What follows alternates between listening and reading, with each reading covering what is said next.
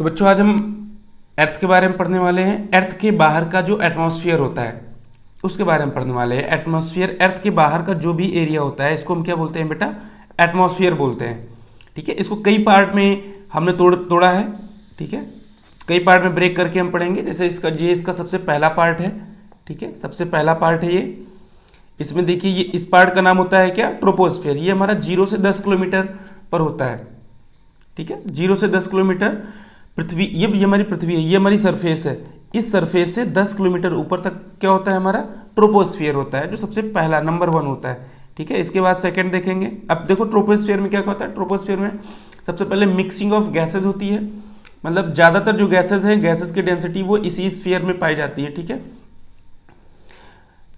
उसके बाद इसमें क्लाउड का जो फॉर्मेशन होता है, क्लाउड्स जो आपके बनते हैं वो ट्रोपोस्फियर में ही बनते हैं, मतलब 10 किलोमीटर से नीचे ही होते हैं आपके क्लाउड बनते हैं। फिर all weather found, all weather का मतलब ठीक है विंटर, समर, ठीक है रेनी, ये सारे के सारे जो वेदर्स होते हैं ये सारे के सारे ट्रोपोस्फियर में ही होते हैं। ट्रोपोस्फियर के ऊपर आप चले जाओगे 10 किलोमीटर के ऊपर तो आपको वहाँ वेदर नहीं मिलेगा।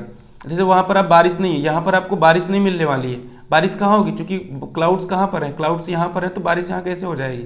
ठीक है, बारिश कहाँ होने वाली? यहीं पर होने वाली। ठीक है, इसके बाद 99% जो इसमें वाटर ड्रॉपलेट्स हैं वो आपको इसी लेयर में आपको मिलेंगे। ठीक है, जो 99% वाटर ड्रॉपलेट्स हैं।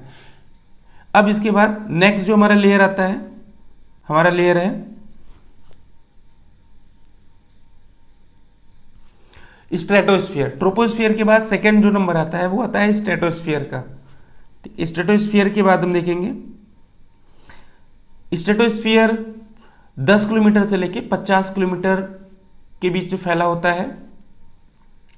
ठीक है, स्ट्रेटोस्फियर में एयर मिक्सिंग कम होती है। एयर मिक्सिंग कम होती है मतलब यहां पर एयर की डेंसिटी कम होती है। एयर मिक्सिंग को ही हम टर्बुलेंस भी बोलते हैं। एयर मिक्सिंग को ही हम क्या बोलते हैं? टर्बुलेंस। ठीक है, टर्बुलेंस कम होने की वजह से ही जो फ्लाइट्स आपकी उड़ती हैं, जो फ्लाइट्स वो इसी में उड़ती हैं। ठीक है, यहीं पर जो फ्लाइट्स उड़ाई जाती है वो कहाँ उड़ाई जाती हैं? इसी में फ्लाइट्स उड़ाई जाती हैं। ठीक है, second ozone layer. Ozone layer एक सबसे इंपॉर्टेंट लेयर है। ओजोन लेयर भी हमारी कहाँ होती है? ओजोन लेयर भी हमारी इसी में होती है। ठीक है, स्ट्रेटोस्फियर में ये जो आप ग्रीन वाली पट्टी देख रहे हो ये आपकी ओजोन लेयर है। अब ओजोन लेयर का काम क्या होता है? ओजोन लेयर आपको पता है सन से जो भी हमारी लाइट आती है, ठीक है, सन से हमारी जो भी लाइट आती है वो कौन सी आती है? वाइट लाइट आती है। और वाइट लाइट में बहुत सारी किरणें होती हैं। ठीक है, जैसे आपकी गामा रे होती है, गामा रे होती है, एक्स रे होती है, अल्ट्रावायलेट होती है, लाइट होती है, इंफ्रारेड, माइक्रोवेव और रेडियो। ठीक है, तो इनमें से गामा और एक्स तो ऊपर ही रुक जाती है। ठीक है, इनके ऊपर वाली जो लेयर होती है, यानी कि स्ट्रेटोस्फियर के ऊपर जो लेयर होता है एटमॉस्फेयर का, वो इनको रोक लेता है। लेकिन अल्ट्रावायलेट जो आती है वो वहां से चली आती है, तो अल्ट्रावायलेट यहाँ पर इसको रोका जाता है। ठीक है, अल्ट्रावायलेट जब वहां से चली आती है तो यहाँ आती है, फिर यहाँ से हम इसको क्या करते हैं? उसको वापस हम भेज देते हैं। ठीक है, हार्मफुल होने की वजह से। अब इसका कुछ पार्ट अल्ट्रावायलेट का, कुछ पार्ट जो होता है वो नीचे आता है, और कुछ पार्ट क्या होता है? ऊपर हमारा चला जाता है। ठीक है, क्योंकि ये जो हार्मफुल अल्ट्रावायलेट है ये ऊपर वापस चला जाता है। ठीक है, और इससे होता क्या है? इससे हमारा स्किन कैंसर होता है। ठीक है, ओजोन लेयर से। ठीक है, अब ओजोन लेयर के बाद अंदर कौन कौन सी आती है? अंदर आ जाती है आपकी अल्ट्रावायलेट का कुछ पार्ट अल्ट्रावायलेट का आता है जो हमारे लिए हार्मफुल नहीं होता, इसलिए मैंने हार्मफुल लिखा है, क्योंकि अल्ट्रावायलेट कई तरह का होता है। अल्ट्रावायलेट का कुछ पार्ट जो हार्मफुल होता है, जिससे मेरे स्किन कैंसर होता है, वो वापस लौट जाता है, ओजोन लेयर उसको वापस भेज देता है। और जो हार्मफुल नहीं होता है वो अल्ट्रावायलेट का पार्ट पृथ्वी पर आ जाता है। ठीक है, बाकी आपका लाइट वेव आता है और इंफ्रारेड आता है, फिर माइक्रोवेव आता है और रेडियो वेव आता है। ये इतनी रेज आपकी पृथ्वी पर आती है। इसके बाद नेक्स्ट देखेंगे स्ट्रेटोस्फियर के बाद में हम नेक्स्ट लेयर है हमारी मीजोस्फियर। ठीक है, मीजोस्फियर हमारी 50 से 85 किलोमीटर के बीच में होती है। अब मीजोस्फीयर में मेन क्या होगा, मीजोस्फीयर जो होता है ये हमारा कोल्डर होता है, ठीक है। स्ट्रेटोस्फीयर की अपेक्षा ये क्या होता है, कोल्डर। अच्छा मैं आपसे एक क्वेश्चन पूछता हूँ, ठीक है, कि मुझे अब ये चीज़ बताइए कि जो ये आप पृथ्वी से ऊपर जा रहे हैं, जैसे पृथ्वी से ऊपर आए तो आप 0 से 10 किलोमीटर ऊपर आए तो ट्रोपोस्फीयर, ट्रोपो से फिर कहाँ गए, स्ट्रेटो से और ऊपर गए मीजोस्फीयर। अब मैं ये कह रहा हूँ कि जितना आप ऊपर जा रहे हो क्या आप उतना ही सन के पास में आ रहे हो, उतना ही आप सन के पास में आ रहे हैं ना। लेकिन जैसे जितना आप सन के पास में आ रहे हैं, ठीक है, तो आप क्या देख रहे हैं, जो यहाँ वाली लेयर है जो सन से क्या है ज़्यादा दूर है, जो सन से क्या है ज़्यादा फार है, ठीक है, वो क्या होती है, वार्म होती है, ठीक है। और ऊपर जब आप आते हो, ठीक है, जब ऊपर आते हो मतलब आप सन के क्या आ रहे हो, पास आ रहे हो, नियर आ रहे हो, ठीक है। तो ये लेयर क्या है, ये कोल्ड है, ये क्या है, कोल्ड है। ऐसा क्यों होता है, सन के पास ऊपर हम जा रहे हैं तो ये क्या, ऊपर हमें गर्मी मिलनी चाहिए, नॉर्मल सोचे तो, क्योंकि हम सूरज के पास जा रहे हैं, बट यहाँ पर क्या होता है, ठंडक होती है, कोल्ड होती है। इसका रीजन आप सोचिएगा, ठीक है, और किसी को अगर पता हो तो वो कमेंट में जरूर बताएगा ऐसा क्यों होता है।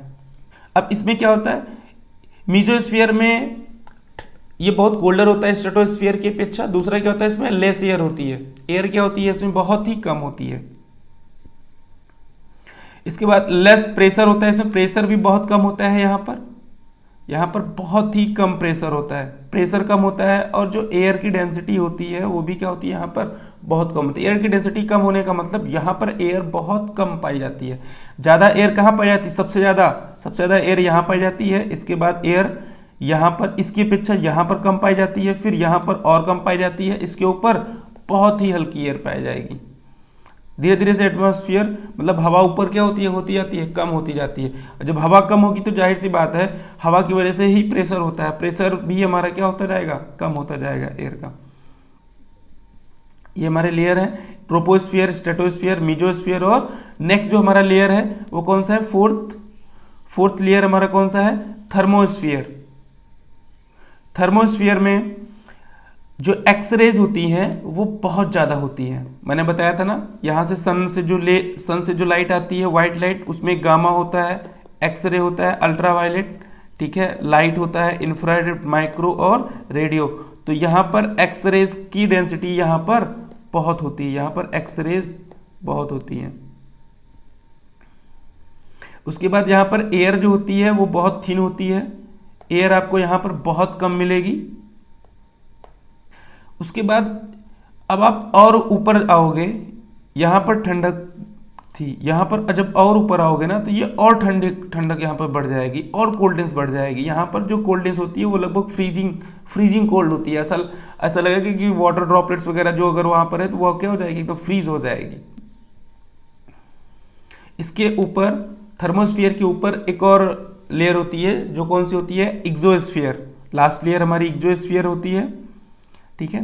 अब एक्सोस्फीयर सबसे लास्ट गैसियस इन्वेलप है, मतलब इसके ऊपर गैस नहीं होगी। पहली चीज तो ये समझना है हमें कि ये जो है, ठीक है, इसके